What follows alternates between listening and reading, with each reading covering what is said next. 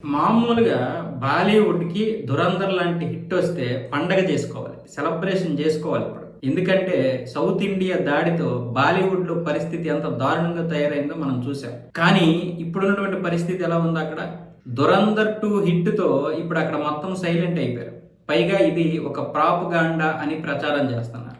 వీళ్ళే ప్రాపగాండా అంటారు, మళ్ళీ వీళ్ళే ప్రచారం చేస్తారు. ఈ సినిమా ఒక దుష్ప్రచారం, అంటే అవసరం లేనటువంటి ప్రచారం, దేన్నో ప్రచారం చేస్తుంది అన్న విధంగా ఒక ప్రాపగండా మూవీగా దీన్ని ముద్రించే ప్రయత్నాలు కూడా చేస్తున్నారు లోపాయకారికంగా మన బాలీవుడ్ హీరోలు.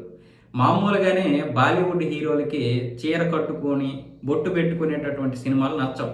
ఇప్పుడు 'బాహుబలి' సినిమా లేకపోతే ఒక 'త్రిబుల్ ఆర్' లాంటి సినిమాలు హిట్ అయితే వాళ్ళు భరించలేరు.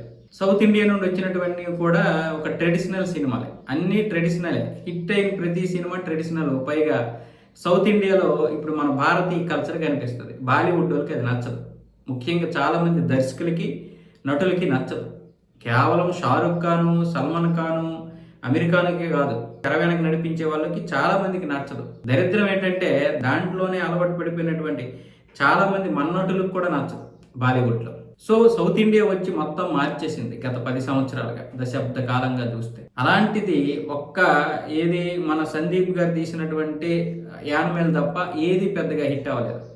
ఏదో పఠాన్ ఒకటి హిట్ అయింది. కానీ ఇప్పుడు 'ధురంధర్ 2' లాంటి సినిమా హిట్ లేదు.